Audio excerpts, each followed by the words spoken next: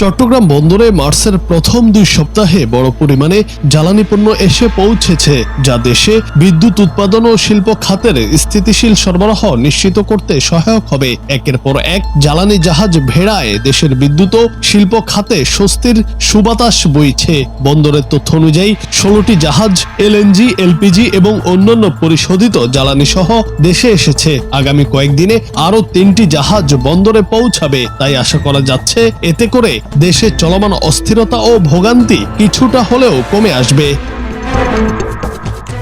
মার্চের প্রথম 10 দিনে কাতার থেকে 3টি এলএনজি বাহী জাহাজ আল জুর, আল জাসাসিয়া ও লুসাইল প্রায় 62,000 টন করে এলএনজি নিয়ে খালাস সম্পূর্ণ করেছে। 12 মার্চ চট্টগ্রামে পৌঁছানো আল গালায়েল জাহাজ থেকে 26,165 টন এলএনজি ভাসমান স্টোরেজ ও রিগ্যাসিফিকেশন ইউনিটে খালাস করা হচ্ছে। অন্যদিকে এলপিজি বাহী জাহাজের সংখ্যা সবচেয়ে বেশি ছিল। মালয়েশিয়া ও ওমান থেকে আসা জাহাজগুলো ইতিমধ্যেই মোট 19,316 টন এলপিজি খালাস করেছে।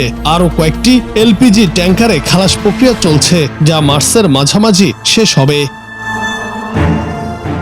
এলএনজি ও এলপিজি ছাড়াও পরিশোধিত জ্বালানি, furnace oil, gas oil, diesel এবং বেজ অয়েল সহ শিল্প খাতের গুরুত্বপূর্ণ কাঁচামাল বন্দরে এসেছে। বিপিসির তথ্য অনুযায়ী সব মিলিয়ে প্রায় 1,47,000 টন পরিশোধিত জ্বালানি এবং 4,000 টন বেজ অয়েল দেশে এসেছে।